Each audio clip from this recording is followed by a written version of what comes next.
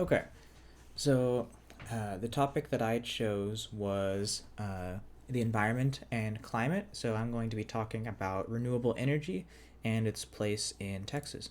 So what I'm going to be going over is a look into our future, so like the climate effects on water resources, how our state is going to, how like our very important water resources in Texas are going to be affected by climate change in the near future if we don't make a significant change to renewable energy and cut out our carbon emissions, as well as the socioeconomic effects of climate change, specifically about how increases in ambient temperature can lead to increases in violent crime, and also how climate change can affect other socioeconomic factors that contribute to crime.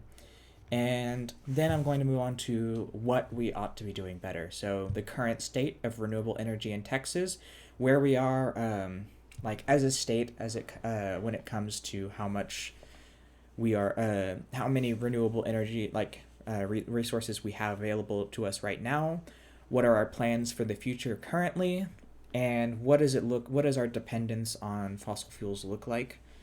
Next, we're going to be going over the economic implications of renewables. So, what does this mean from a tax perspective? What can we expect the effects of this to be on the economy? Specifically, like how is this going to affect more rural areas? As we see that predominantly, like wind farms are going up in places where there's a lot of empty space, which is generally places where there aren't a lot of people, not in the middle of cities. And then finally, criticisms and closing thoughts. So, like, what would it take to change my mind on renewables? What are the common criticisms of renewable energy? And what are some things that we ought to look out for? So, drought length and severity. So, the drought of the 1950 is like one of the longest in Texas history, and something that comes up a lot whenever you look at water issues as it relates to climate.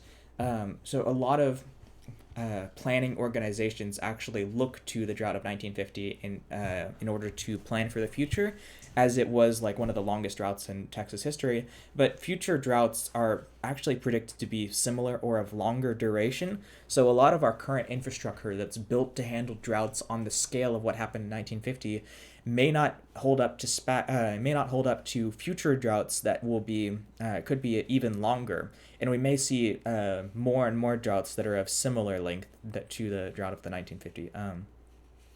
And climate models predict Texas is going to be become increasingly arid, and that we will experience more days that are above 100 degrees Fahrenheit out of the year.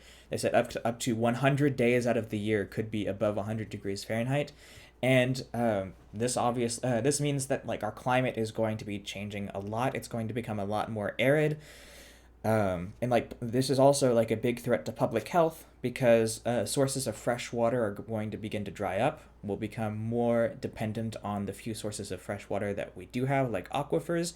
And we already see currently that water is a big issue in Texas, and this is only going to become further the case as the climate continues to warm up.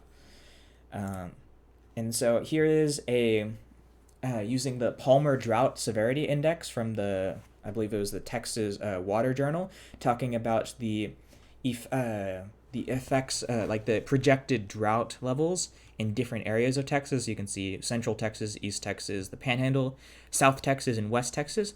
So the Palmer Drought Severity Index uses tree rings to measure historical droughts, and we use this data to project into the future given what our current climate models are predicting. And as you can see, as this line dips below the mean, we see longer and longer periods of intense drought, especially in the Panhandle and in West Texas. We're seeing very long periods of drought that are unprecedented in times before. So next up is the socioeconomic implications. So a Dallas study shows that there is a very direct correlation between violent crime and ambient temperature, and even the FBI cites weather as a major factor in crimes. And like even other factors in crime, such as the socioeconomic status of people, are impacted by climate change, because people who do not have the resources to, as water becomes more scarce, people who can't afford to pay the price, or people who can't afford to move out of areas that are going to be more impacted by climate change, they are going to be even worse off than they were before. So the link between temperature and crime specifically is debated, But even so, like this just shows how important it is to consider like knockdown effects of climate change, as we're seeing the world go through a drastic change that hasn't really been precedented, or hasn't doesn't really have any historic precedent. We are going to encounter many issues that no one even considered could have been an issue before. So this comes from the United States Environmental Protection Agency, as well as a study by Emory University by Gamble and Hess. So here is a chart mapping violent crime rates in Dallas at over different ambient temperature ranges. So as you can see, as the temperatures range increase into the 70 to 90 and 80 to 90, 80 to 89 range, you see a dramatic increase in violent crime, and it seems to plateau out around 80 to 90 and 90 plus. So, what can we do better? What ought we to be doing better? So, Texas is positioned to become a national leader in renewable energy. We already see a massive increase in the amount of wind farms that are being put up and solar farms that are being put up. I can attest personally that in my hometown in the Panhandle, you can't drive more than a couple miles without seeing dozens of windmills. And wind and solar benefits rural counties by providing a large amount of tax revenue, as we'll see in the following slides. Especially in more rural areas where these wind farms are being put up, they generate a massive amount of income, and that income can be taxed and can be contribute to, for example, schools or roads being built in these areas. And landowners additionally can expect to receive millions over the lifetime of these renewables installations. And this comes from a study by Rhodes, who has a PhD. So this graph shows existing and future tax revenue from wind and solar. So as you can see, we already have a very large amount of wind and solar installations, particularly in the Texas Panhandle, and that is only going to increase as time goes on, to the point where almost half of the country, it seems like, is benefiting from these renewable installations. And next, you can see Landover revenue, which looks very similar to the previous graph. It's essentially showing the millions of dollars that are going to be made by landowners who are hosting these solar and wind farms, which is going to be a massive boost to the economy, especially to more rural areas. So the adoption of renewable energies, historically, renewables have made up a very little of Texas energy production, but it was only recently that the adoption of renewables has skyrocketed. And as of now, Texas is one of the largest producers and consumers of natural gas. So by making the switch to renewable energy, we are making a massive impact, more so than most states would if they were to do the same. So this comes from a study by Zarnikow at UT Austin.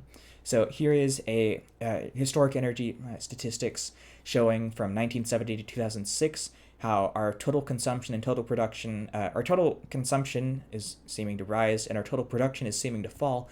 And you can see this very tiny blue line for almost the entirety of Texas history. Renewable energies have made up a very small percentage of our production, but right at the very end of 2006, we start to see an uptick, and you'll see on the next slide. Criticism. So renewable energy struggles to meet demands during peak hours. So this is one of the this is like one of the main points that people use to argue against renewable energy. It's one of the main points that is like lawmakers have made to prevent renewable energies from being implemented on a large scale. And if it does turn out to be the case that renewable energies are completely aren't able to make completely satisfy all of our energy needs, then it may be necessary to use some amount of natural gas. But using renewable energy to replace at least a portion of our energy could only do well both for the climate and for our economy, as we've seen how much money could be made for tax collectors, for counties, and also for individual people and their revenue. And but many legislators do not believe in anthropogenic climate change, especially in very conservative areas like Texas. So this may stand as a hurdle to actually getting legislation put in place that could promote more renewable energies. And if this is the case, this is a major roadblock, then that might make this entire endeavor impossible. And possible unforeseen consequences of renewable energy, there isn't really a massive precedence, at least in the United States, on huge renewable energy dependence. And so there might be unforeseen consequences that we haven't seen yet, but that remains to be seen. But any of these factors could essentially kill this idea. But we have to at least like do the best. We have to try if we are going to stop the effects of climate change from further impacting Texas and the rest of the world. And I think Texas, especially in the realm of the United States, has a major is a major player when it comes to uh, uh, standing up and essentially stopping our fossil fuel dependence because we are such a large producer and consumer of fossil fuels.